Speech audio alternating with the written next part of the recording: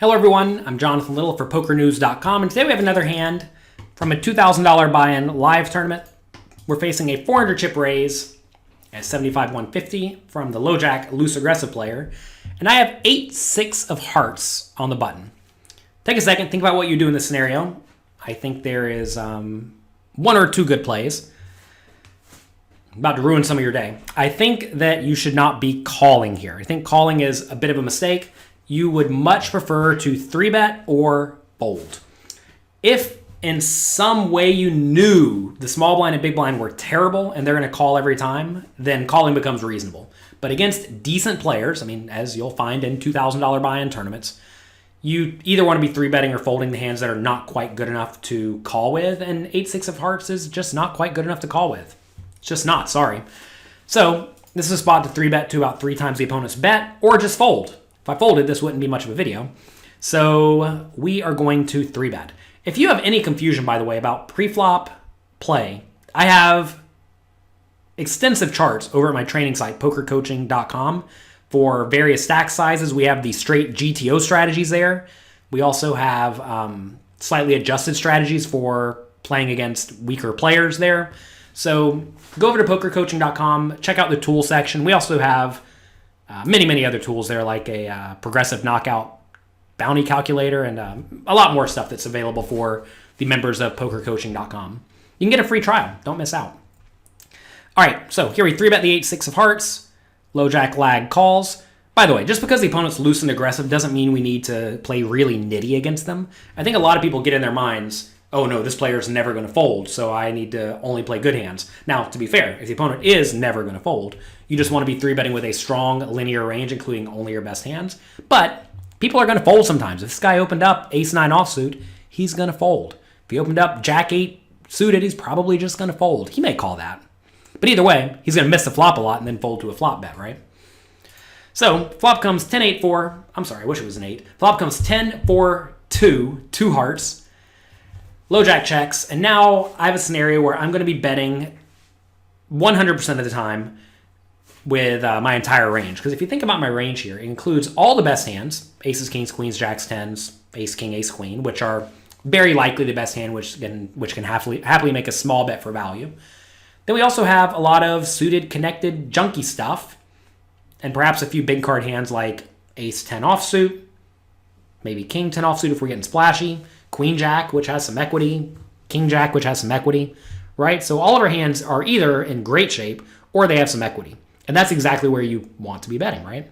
So we're pretty naturally polarized here because we were polarized pre-flop and because the flop is all diapers. So this is a spot where we want to be betting small and frequently. We discussed this again at pokercoaching.com. I have a cash game masterclass. If you play cash games, you do not want to miss that. And I discussed thoroughly how to play all of these various scenarios when you are deep stacked like we are here. I realize this is a tournament, but it definitely applies to cash games because we're super deep stacked, as you will be in a lot of cash games. All right, so I'm betting small and frequently here. Bet 1,000, opponent calls, which is fine. And now the plan, I can already tell you what it's going to be. If the turn does not improve my hand, meaning it's not a flush or not an 8 or 6, I'm going to continue betting every time with this hand. You pretty much always want to continue betting with your best made hands and your draws that lack showdown value. And this is a fine draw that completely lacks showdown value, so we are going to definitely keep betting this one on the turn. But then we improve. We get that 8. So now our hand went from being a draw, pure draw, no showdown value, to a hand that actually does have a lot of showdown value. Notice here we beat all the ace highs that will call my small flop bet. We beat pocket 7s, pocket 6s, pocket 5s, pocket 3s. We beat ace 4, we beat ace 2. We still lose to all the 10s, but we're actually in pretty good shape now. So our hand went from really needing to get fold equity to not needing to get fold equity at all, because now if I bet the turn, the opponent's very likely only going to call with better hands or good draws, right? And if he's calling with only better made hands or good draws, then that's awful for me. So this is a very clear situation where we just want to check and now try to get to the showdown. So check, check, turn. Opponent bets. Opponent bets, what is this, a 4th pot on the 7 of spades river.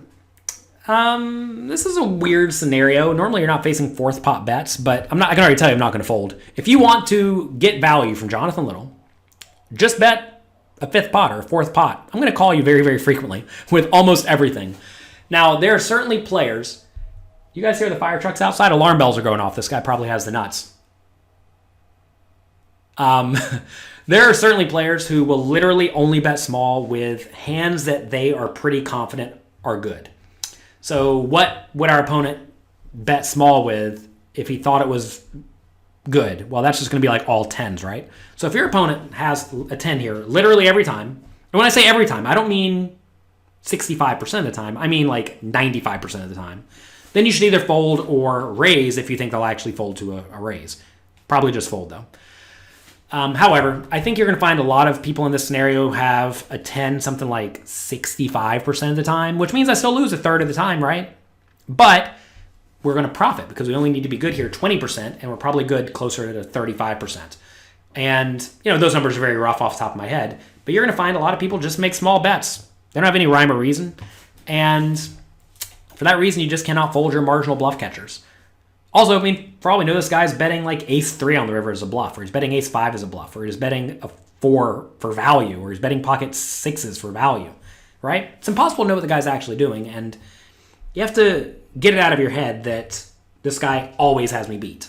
Unless you're playing in games where they actually do always have you beat. I can tell you from years and years and years of experience, in the games that I'm playing, the $1,000 buy-in tournaments and higher, up to like 25Ks, people are not always going to have you beat. They are competent and capable of having bluffs in their ranges. So I like to call here. Seems like an easy call. And he has the ace-10, so that's a bummer. Wish we would have got the 8, the 6, or the heart on the river. That would have been nice. But it was not meant to be. What should the opponent have done here, by the way? Let's go back here. He should definitely raise pre-flop, definitely call my pre-flop bet, or pre-flop 3 bet. Definitely call my flop bet. He does not need to raise, because if he raises, I'm just going to continue with good made hands and draws, which, he's not in great shape against. He's in fine shape, don't get me wrong, but he'd rather keep me in with my unpaired hands. Turns an 8, he should definitely check call. This time I check it, though, so bummer for him. Now on the river, he needs to bet. But, so this is a cool spot. This is actually kind of what I was just talking about, where this is a scenario where he is trying to get called by pretty marginal stuff, right? He wants to get called by pocket 9s, or a random 8, or a random 7. Not that I should have too many random 8s or 7s. Or ace high. So we went for a small bet to try to just really get called by ace high.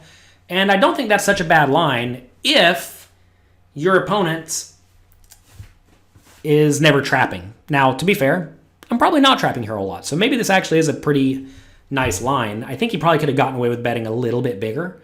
Because think about it from my point of view. If I'm sitting here with like ace king, my opponent could easily have a busted flush draw, right? If you give him king queen or queen jack or queen 8 of hearts, maybe he doesn't raise the flop. Turn goes check, check. He didn't get to raise there.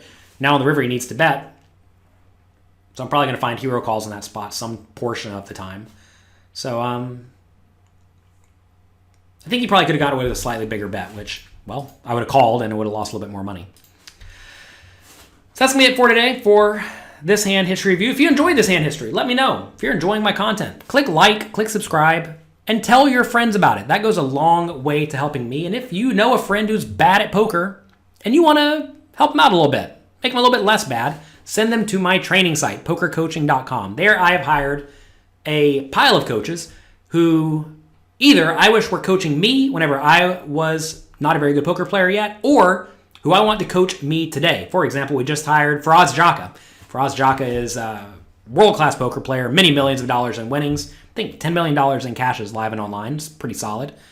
And he doesn't even play full-time, right? It's a good resume, not playing all the time. And he's a good example of someone who's had private students for a long time, but now he's decided to partner with me to help all of you. So check that out, pokercoaching.com.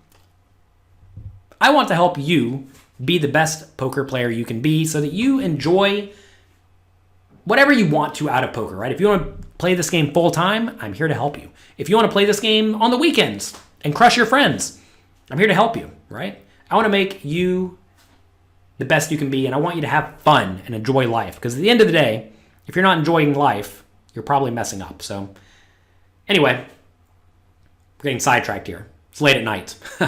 All right, good luck in your games. I'll talk to you next time. Thanks for watching.